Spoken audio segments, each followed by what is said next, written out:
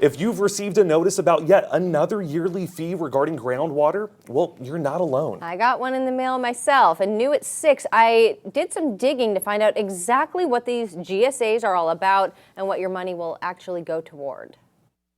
Demand for water is outgrowing California's groundwater supply. This last drought, I tested several of our wells, and we were about 65 feet was the level. So in 2014, the Sustainable Groundwater Management Act mandated the formation of groundwater sustainability agencies, or GSAs.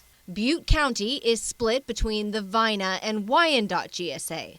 Vina also includes Durham Irrigation District and Chico.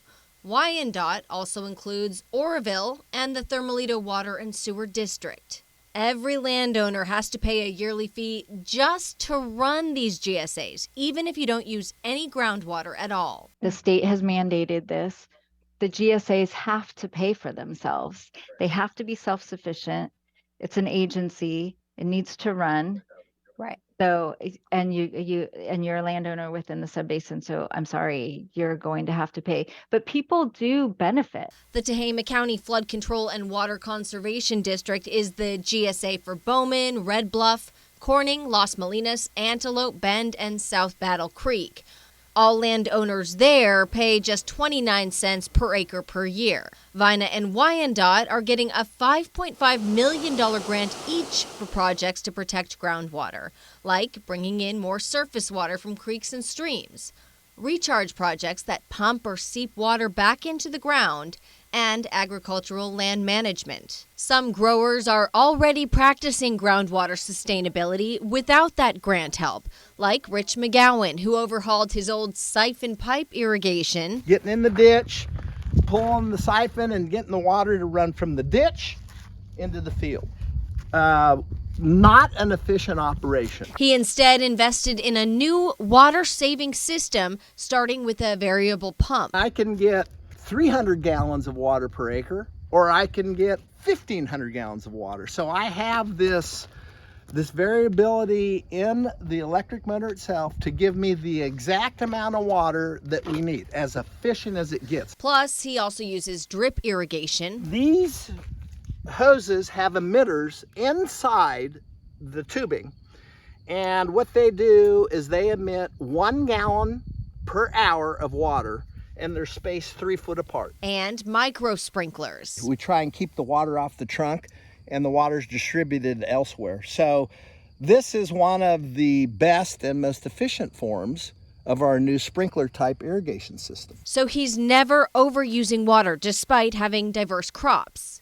Everyone who owns property in Vina, like McGowan, will pay the same annual fee, $3.09 per acre owned. We take the amount of revenue that GSA needs, and it's about $500,000 a year, and we divide it by the number of acres, accessible acres within the GSA boundaries. Wyandotte's a little different. Irrigated groundwater users pay nearly $14 an acre. Irrigated groundwater users who also use surface water pay about $9 an acre. And non-irrigated rangeland cost just about $1 an acre. The fee structure takes into account properties that only give water, properties that only take water, and properties like this one that do a little of both. Butte County rancher Kyle Daly tells me his 640-acre cattle ranch has a well, but a lot of it is just native rangeland. With the combination of the two, we can run cattle here year-round. The majority of the property that we either lease or own that's in the basin is non-irrigated. Okay. And so that is kind of frustrating because we'll be paying on that ground that has no groundwater pumping capability at all. Are there areas on this property where it's kind of just a natural recharge? Absolutely. This is the natural recharge. That means some of his land is putting water back into the ground. But, like it or not, The fee is based on land ownership, not where you're getting your water from.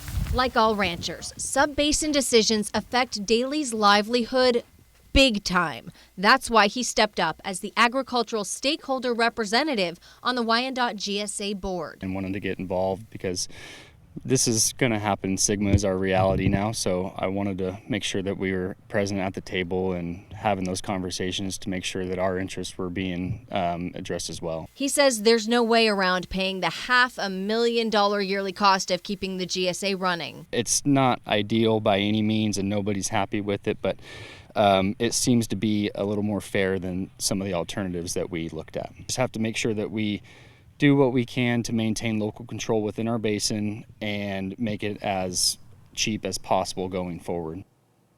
The public hearing for VINA is July 26th at 5:30 at the Chico City Council chambers. And for Wyandotte, it's Thursday, July 27th at 2 p.m. at the Oroville City Council chambers.